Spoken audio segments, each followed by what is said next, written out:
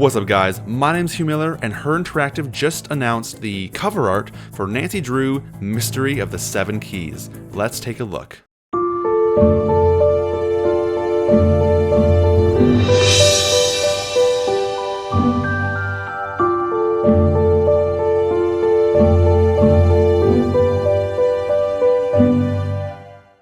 Alright, so they just showed off this 15-second video showing off the cover art, and I've got a few thoughts. There's quite a few things going on here that I want to highlight. I want to give a little shout out to Her Interactive for uploading this video in 4K, which means I can actually grab a pretty sizable screen grab from that video, which is rather exciting. Again, it's not like perfect resolution, but it gives us a place to start.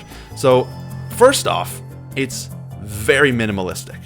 Very minimalistic. It's following suit with the cover art for Midnight in Salem, and that cover art is also very minimalistic with the way that it was designed. I should pull that one up right here beside it. Alright, here we have both cover art side by side, so clearly Mystery of the Seven Keys, as of right now, according to this image, does not have an ESRB rating, but we've got like the general, like the same style as Mystery of the Seven Keys, or Midnight in Salem, so they're carrying over that style, both with the way that we have just the silhouette on its own, with the flashlight, and the mystery number in the bottom is the same. Now, this is interesting. So the cover, or the color for mystery down here is blue, and the color for this one is purple. So we're getting another purple game. And just looking at my shelf here, we haven't had a purple game since Tomb of the Lost Queen, which is rather interesting. Yeah, anyways, that's beside the point. They've made some more changes to the logo once again. So that's always good. Now, I've got so many thoughts and questions here. The first one is, who illustrated the cover art? Was it Mark Tolosau, or Tolosau, I don't know how to pronounce his last name. Was it him? Because if it was, then this is, again, there's not a lot going on, I guess, like, action-wise. Like, clearly we've got the key going into the lock, which is on a wooden door or chest or something. Not quite sure what yet. And I'm actually just looking at this now. I think this little lock here, it kind of resembles the actual icon for the game. This key is the same key from the icon, just with more detail and a bit more different. It's got a blue gem instead of a red gem. It's like a different, it's more like a ivory color rather than the actual dark gray, dark metallic gray that they were showing. Unless you need 7 keys to unlock whatever this is, they're all the same key but different colors with different gemstones. That could be a possibility as well.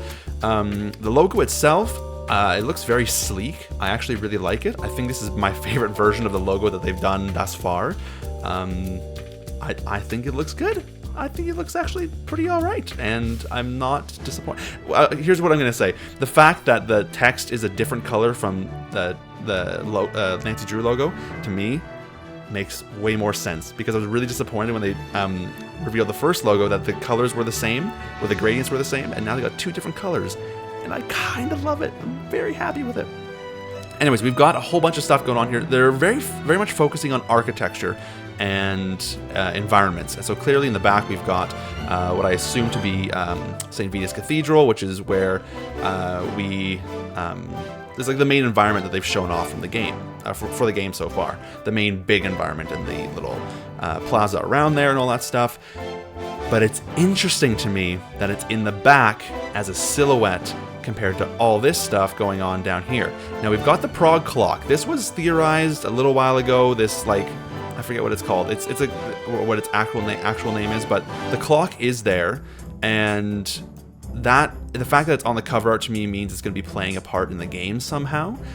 We've got this little, it looks like a little theater booth. Now, I'm thinking of a traveling show. If you guys have seen the film The Ballad of Buster Scruggs, then you'll know that there's a little traveling theater show that goes along in a cart, and they open it up, and there's like this whole ordeal and all this stuff. So, and the Her Interactive team members have teased, especially Indy with her cookie designs from the cookie contest last year, the little masks, the theater masks. And so this is clearly going to be playing some sort of role. Now, I'm curious if this is just a place where you buy tickets, or if this is where the actual show is happening. This is what I don't quite know yet. And like, is this something that's going to be moving around and we have to like go follow it at some point and track it down? I don't know. I can't quite read what it says on it. It looks like marionette something. I can't quite read what the bottom word or text is, but I'm pretty sure it says marionette. And so a marionette is like a little puppet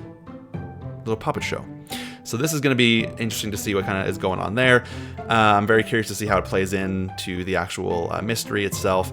And yeah, there's just I don't really know what else to say, but there's like the whole manhole cover here with the steam coming out. This has clearly been removed. So are we going into the sewers? Are we doing like a whole Phantom of Venice kind of dealio?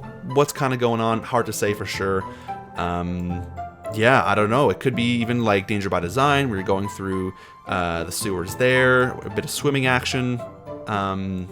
Yeah, I think that a few of these buildings might exist. Like, I think this is the one building from when they showed off the camera feature. I think this video, or this building here, is the one that we see, or it could be part of the cafe. I'm not too sure. I'm not 100% sure. But overall, as a whole, I was a bit shocked at first. I was like, oh, that, I don't know, I think I was almost a little bit underwhelmed. I didn't really, but at the same time, I didn't really know what I was expecting. But the more that I break it down, the more that I look at it, I'm just like, okay, you know, it's kind of growing on me. I'm digging it a lot more. I'm just trying to see here. Now, this is really interesting. This might not have to do with anything. It probably doesn't, so don't get your hopes up, but I'm just looking at this now.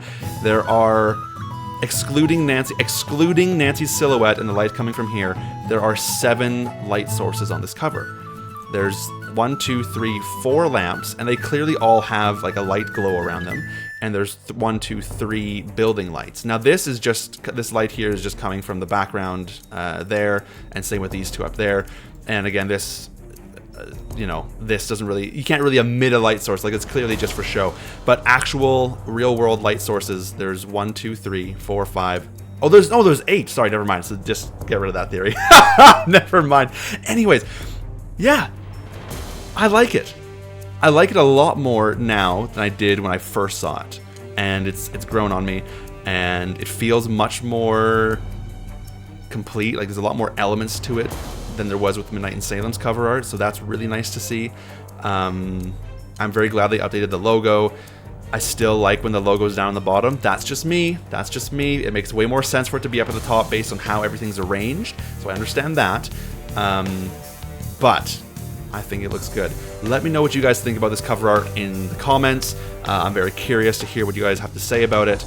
And that about wraps this up for this video. And I'm streaming today at 3 p.m. Pacific time on my own for 2 hours, and then I'll be joining with Kalina of Story Retold for 1 hour starting at 5 p.m. Pacific time.